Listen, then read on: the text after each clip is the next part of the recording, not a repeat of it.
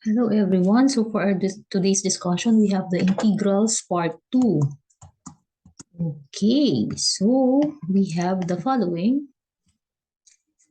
Yeah, so let's recall first the formulas properties here.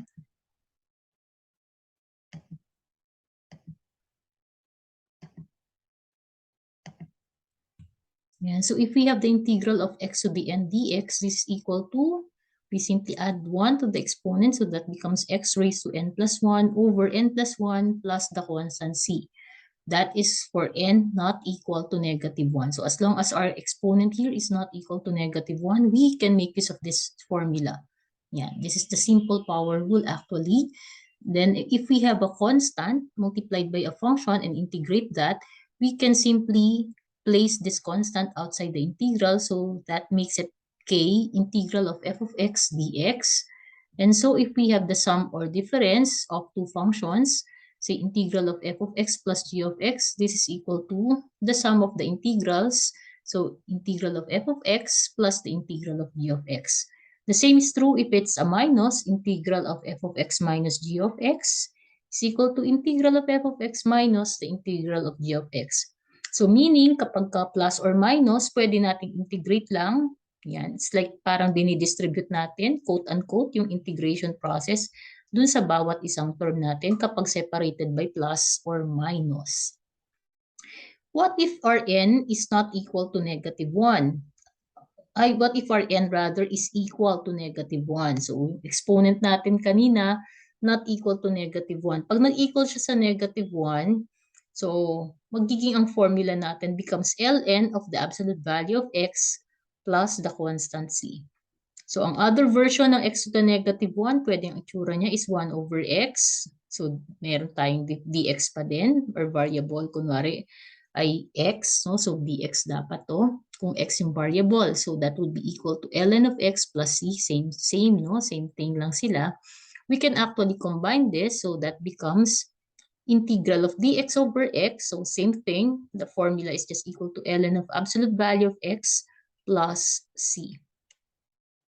So for example, if we have, say, this one, this is equal to integral of x to the 1/2. So pag in-spell out natin yung kanilang exponent, that's x to the 1/2 plus x to the -1. So pwede tayong gumamit dito ng plus 1 rule or the simple power rule like this. Adding 1 to 1/2, that becomes 3/2. 1/2 plus 1 is 3/2 over 3/2 or times the reciprocal 2/3. And then for x to the -1, we can make use of this formula. So that becomes ln of the absolute value of x. And then we have a plus c there. Okay, now let's go to our next example. Say if we have this one, we can perform division to each of the, for each of these terms on the numerator, dividing dividing this by x squared. No? So i-divide natin isa-isa to. We will have something like this. 3x to the 4th over x squared minus 8x squared over x squared, etc. So performing our laws of exponents for each of this, dito meron tayong integral of 3x squared minus 8 for the second term, and then plus 5x to the -1. And then for the last term, we have minus 7x to the -2. Ayan. So for this, pwede tayong mag-add ng 1 sa exponent. So that becomes 3x cubed over 3. Nag-cancel na yung 3. For the constant, we simply attach the variable. So minus 8x. And then for here, meron tayong 5 times ln of x. And then, or ln of absolute value of x minus 7. That becomes -2 plus 1, that will be -1 over -1. Yan, kaya magiging -7 over -1. That's why this is plus 7 already. Kaya naging plus. And then we can rewrite that actually as 7 over x, yung 7x to the -1. And then we can just add the plus c or the constant to take care of the functions whose derivative is 0. Okay, that's for our example number 2. Let's have this one. Okay, so we perform the multiplication first using the FOIL method. That becomes integral of 15 over x squared. Tapos, this is 12 over x minus 10 over x. That will be 2 over x and then minus 8. Okay. And then, we can again write this as 15x to the negative 2. This is 2x to the negative 1 and then minus 8. Applying here the simple power rule for this and this one. Dito tayo magkaka-ln. Okay, so we have minus 15x to the negative 1. The negative comes from 15 over negative 1. And then for this one, magkakaroon tayo ng 2 ln of the absolute value of x minus 8. Simply attach the variable minus 8x plus c. Okay, now let's have the other functions. For exponential, we have the integral of e to the x. Parang baliktad lang, no? Ng mga derivative formulas natin, no? So, integral of e to the x pa rin. Siyempre, don't forget pa rin the plus c. Okay? Tapos dati, pagka dinifferentiate natin si a to the x, we have a to the x times ln a ng derivative. Ngayong integral, we have integral of a to the x, yung constant raised to a power x. Yan, that becomes a to the x over ln a. So the ln a becomes part of the denominator. Ayan. Di ba pag dinifferentiate natin to, take note that ln a is a constant. Di ba? Kaya parang lalabas mo lang siya. And then, the derivative of this will just be a to the x ln a over ln a. So the ln a will cancel. Magiging ganito siya. Okay. And now for the trigonometric functions, ito yung ating mga formulas ngayon. Yan. So take note that it's the reverse process of the derivative. So ito yung mga sagot natin sa derivative dati. No? Cosine, derivative of sine is cosine. Derivative of cosine is negative sine. That's why dito yung negative ngayon. Kaya yung derivative ng sine, kung dati positive cosine yun, ngayon integral ng sine, yun yung negative cosine. Kasi it's coming from the derivative of cosine, which is negative sine. Okay, so integral ng negative cosine, positive sine. So ito yung integral ng secant squared coming from the derivative of tangent. Integral of sectan is secant x. Integral of cosecant squared is negative cotangent. Integral of cosecant cotangent is negative cosecant. Okay. So for example, let's have this one, sine x plus cosine x using this formula. Gamitin natin yung first two formulas natin. So for the first one, second one, yung magagamit natin, that would be negative cosine x, no? And then for the integral of cosine x, parang it's like distributing the integration process to each of these terms. Okay? Integral ng cosine, we have positive sign. Ayan. So don't forget to just add the c. So, synonymously, pwede nating masulat yung answer na to as sine x minus cosine x plus c. What about this one? So, if we are to integrate that, we can make use of these formulas here. So, unahin natin si e to the x kasi yun lang yung yun yung pinakamadali. And then, for the 4 to the x, we can apply this formula. Magiging 4 to the x over ln of 4. Base natin is 4, di ba? Tapos for the last term, we can apply the simple power rule. We add 1. Sometimes I call it the plus 1 rule. That will be x to the 5th over 5. Don't forget the plus c. Okay, just don't get confused with our formulas. Let's go to our next example. Okay, so we simply have to apply our formula. So integral of secant squared and secant are coming from here. So simply apply the integration process to each of this, no? Take note the integral of this will not be secant cube over 3. So we don't apply the simple power rule to this one. So applicable lang yun sa mga algebraic functions. Okay? So ina-apply natin yung formula na to. Okay? So that becomes tangent of x. And then for the next one, that will become integral of secant. Ito yun, di ba? So that would be secant. So minus secant x plus c. Yun, so madali pa, no? Let's have our next, okay? So take note, we don't have a product rule, no? Integral of a product. Wala tayong product rule for integration. But if you notice, this is sine, cos, sine, no? Then you have 4x, 3x, 4x, 3x. Where do we encounter this formula in our trigonometry? Yung sine, cos, sine. this is actually sign of a difference, di ba?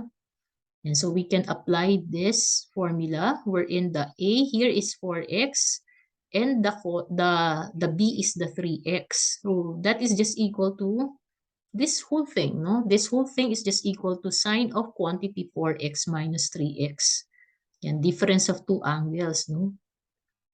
Okay, sorry, this should have been minus, no? Sine, cos, cosine. Di ba pag sine, we follow the sine. So this should have been minus. Let's correct that. Okay, this is minus. Di ba pag sine, we follow the sine. Okay. So 4x, 3x, di ba? Ayun yun. Eksakto. Okay. Eh, ito pwede nating i-simplify. What is 4x minus 3x? That would be just x, no? So, ibig sabihin, itong mahaba na to, na expression, difference of two products, ito yun, yan, is just equal to this, which is just equal to sine x. Okay? So, ano nga ba integral ng sine x using our formula? That is equal to negative cosine x plus c.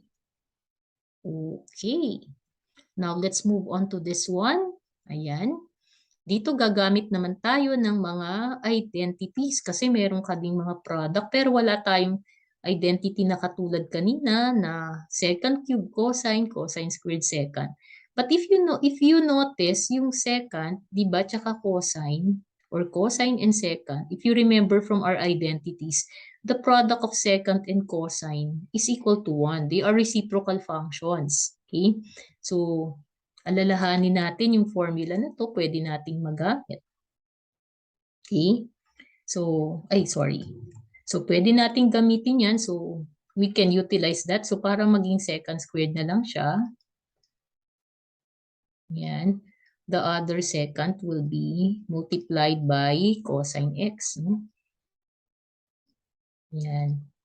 So, second cube kasi to. So, in-split natin siya into second squared and second x na kinumbay natin with cosine x. Tapos ito din, pwede nating split to, si cosine x. Tapos yung isa, yan, para walang ambiguity. Yan, in-split natin. Tapos combine natin with second x. Okay? Ayan. So being reciprocal functions, this product is equal to 1. This product is also equal to 1. Okay? So we're left with, dapat may grouping symbol, major grouping symbol. That will be second squared x na lang. Tapos plus, sa kabila, ang matitira na lang ay si cosine x magka-cancel to. Ka-cancel to. So, ang natira na lang, second squared x plus, plus cosine x. Hindi na pala siya naka-square.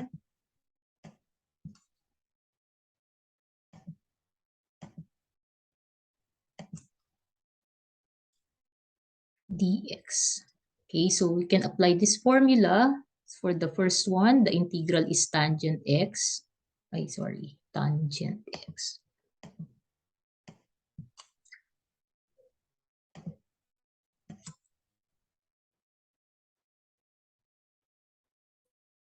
And then for the next one, the integral will be sine x. So that will be plus sine x plus c.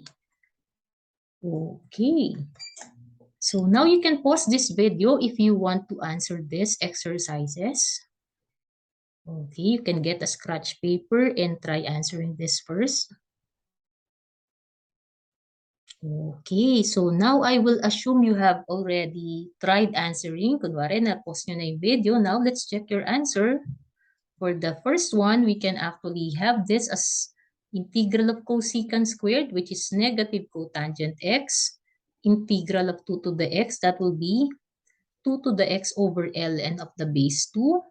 Tapos, for the last term, we have minus 3. Yan yung exception to the rule natin, ln of absolute value of x. Don't forget your vitamin C. Okay, so that's it for number 1. I hope you got that one correctly. Now, let's go to number 2. Yan. For number 2, we have cotangent x over sine x for the first term. Okay.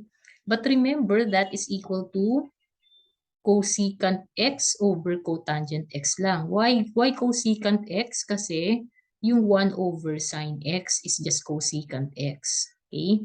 Kasi para mailapit natin siya dun sa known formulas natin. Kasi di ba ano bang formula sa trigo yung associated with this na may cotangent? Yun yung cosecant cotangent. So tamang-tama, yung reciprocal ng sine is cosecant. So the first term is just this product plus 1/2 x minus 2x to the negative 1. No? So integral of the first term is just equal to negative cosecant x using that formula. Tapos the second term will just be 1/2 x squared over 2. That's why that is now 1/4. Okay? This is coming from 1/2 x squared over 2. Kaya naging 1/4 na. And then lastly, you have minus 2 ln of absolute value of x plus, of course, the c. Okay, now let's have number 3. Okay, so for the first term, we have this formula that will just be secant x.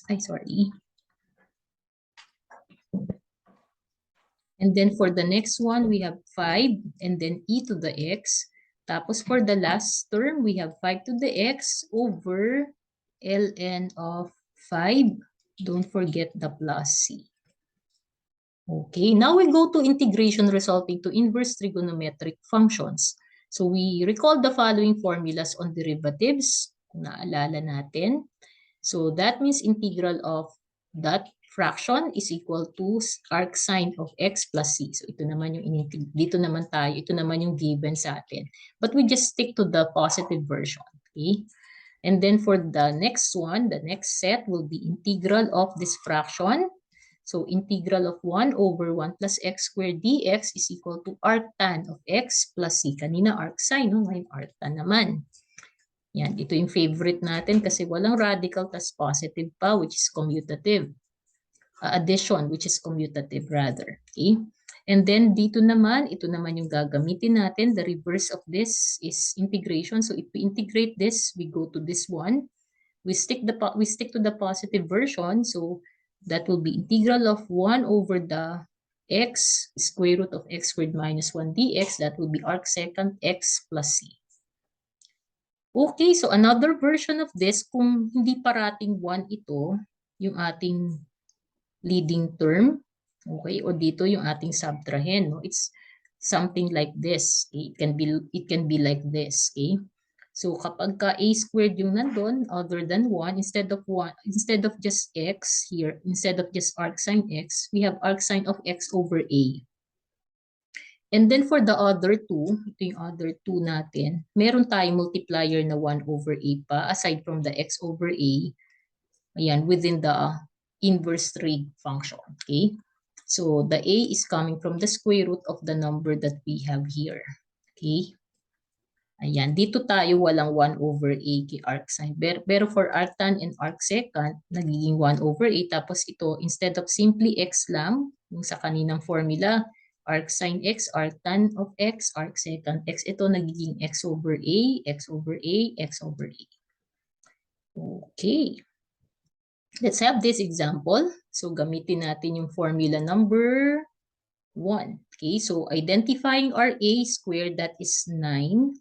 So that means our a equals 3. So we're going to use this formula here. Okay. So that would be arcsine of x over 3 plus c. So ganun lang, simple lang, di ba? Now let's go to this one, no? Ayan. Take note na, hindi na nag-animate yung isa. Yung secant x cotangent x, pwede natin express as secant x times tangent x. Okay, para mapumarehas dun sa isang formula natin na ganito. Okay? It's similar to this para ma-utilize natin to. Kasi mas madali siya, itong fraction na to, mas madaling gawing secant tangent kaysa secant squared between these two. Dito yung pagpipilian natin. Okay? So it will become this one. Okay, sorry, hindi nag-animate yung second one. And then we retain the second part, pero for the second part, we can use formula number 3 of this. Okay? We can identify our a squared as 16, which means our a there is 4. So for the first integral, that will just be equal to secant x Tapos for the second integral naman, that will just be equal to 1/4. Diba? 1/4 coming from this formula. And then we have arc secant of x over 4 plus a c. Okay, so that's it. Now let's go to our example 3. Okay, so we can again apply the integral term by term. This will be 10x.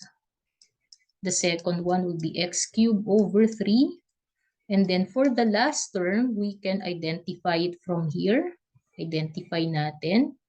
But this time, it's not a perfect square, this one. So that means our a is equal to square root of 10. Okay, so we have something like 1 over square root of 10, which is actually equal to square root of 10 over 10. Okay, so for the third one, we have square root of 10 over 10 following this formula. Okay, yun yung 1 over square root of 10 supposedly. And then arctan of x over square root of 10, or x square root of 10 over 10 plus a c. Okay, now for our example 4, let's have this one. Take note that our numerator can be written as x squared plus 1 plus 4. Okay? So, para magamit natin, kasi hindi na natin perform yung division kasi this is a binomial, tapos this have the same degree, numerator and denominator natin. So, hindi na tayo nag-long division or synthetic division. Inano na lang natin, tinorget na lang natin yung x squared plus 1 within the numerator. So, ayun siya, naka-embed. Pero to preserve the plus 5, we need to add the 4. Okay? So, pwede natin itong paghiwalayin. Yan. Ito yung pagsasamahin natin. Siyempre, we need to, to keep the x squared plus 1 together. Okay? Kasi sa denominator natin, inseparable yon. Pero yung numerator natin, pwede natin paghiwalayin. Okay? So, itong x squared plus 1 over x squared plus 1, this fraction is just equal to 1. Okay? Di ba? Magka-cancel lang po siya. Tapos the other one naman is 4 over x squared plus 1. Okay? So we can integrate this constant. We simply attach the variable x. So that will be x. Tapos for the other one, si constant, labas. And integrate the rest of the function. So that becomes arctan of x. A is 1 there. So that's arctan of x plus c. Okay, now for our example 5, let's have this one. Targetin na naman natin, same degree. Targetin natin yung plus 25, no? Yung x squared plus 25 within the numerator. So that will become 2x squared plus 50. Yan, para na ma-embed yung 2 times quantity x squared plus 25. And then, para ma-preserve natin yung plus 14, we need to make the 50 minus 36. Okay? Ayan. Bakit plus 50? Kasi multiple po ito, yung 2x squared plus 50 is a multiple of x squared plus 25. We can factor the x squared plus 25 there. Okay? So, pagka pinactor natin si x squared plus 25, yan, matitira na lang sa atin doon is 2. Okay? Tapos for this one, sorry, that should have been 36. May typo. Okay? So, 2 constant na lang siya. Combining this variable, that will be 2x minus 36 over 5.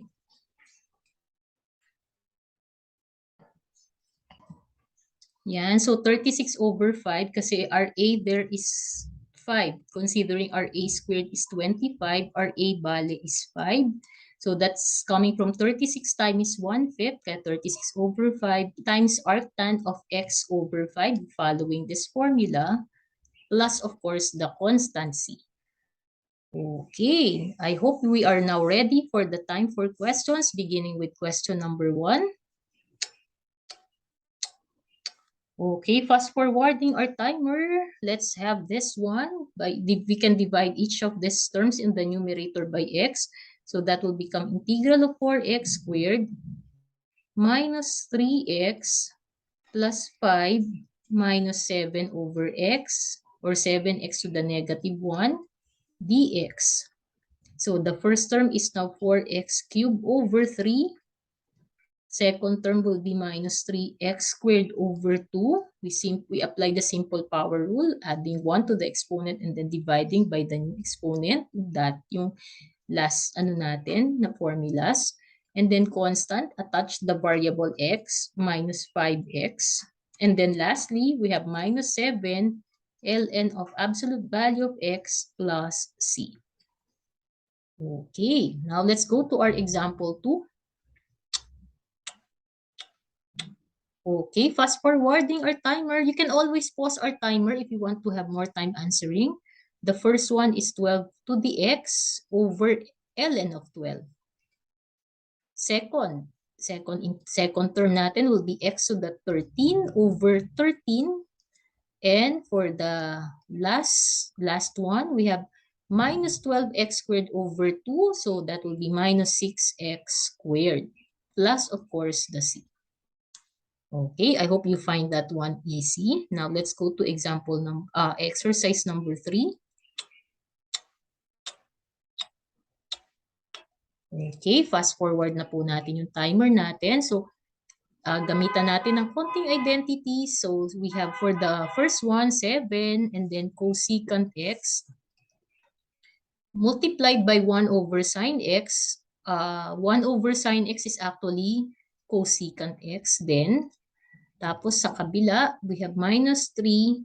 1 over sine x is cosecant x, cotangent x, dx. Okay. So, integrating term by term, the first one is 7 negative. This is cosecant squared, so negative cotangent, no? So, negative cotangent x. Tapos, this is cosecant cotangent. That is the integral of that is cosecant, negative cosecant. So that would be minus 3, negative 3, negative cosecant. That would be plus 3 cosecant x plus c. So another way of writing this will be 3 cosecant x minus 7 cotangent x plus c. Okay. Now let's have the number 4.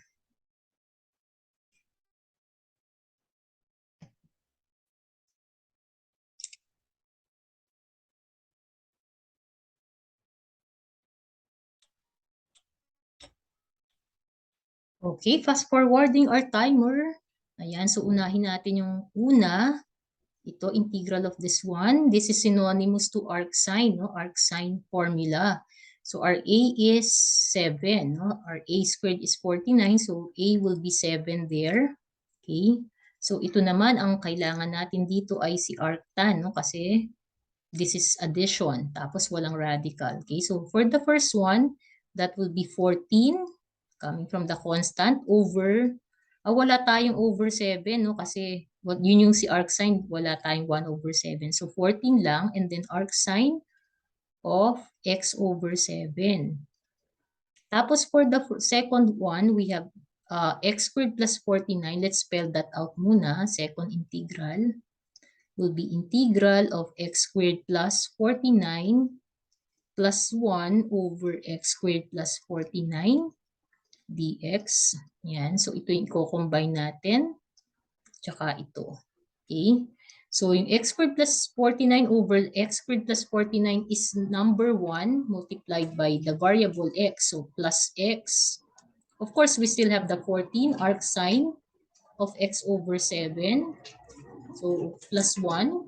Yan. And then 1 over x squared plus 49 will be 1 over 7 arctan of x over 7 plus c. Okay, now let's go to number 5.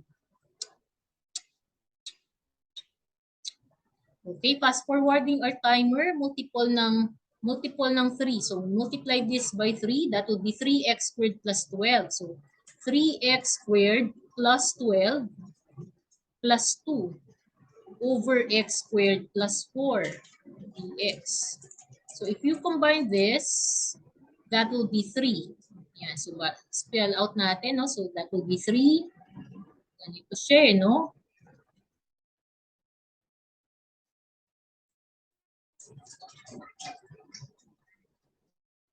Okay. So that will be 3x. 3x. Tapos for the second integral, that will be 2 arctan. Ay, sorry, meron palang over 2, no? 2 over 2 arctan of x over 2 plus c. The 2 over 2 is coming from this constant and the a that we have. So, magka-cancel po ito. So, 3x plus arctan of x over 2 plus c is our final answer. Ayun. So, I hope you got 5 out of 5 in that set of exercises. So, to end our discussion, there are two ways to do great mathematics. The first is to be smarter than everybody else. The second way is to be stupider than everybody else but persistent. So, good day and God bless everyone.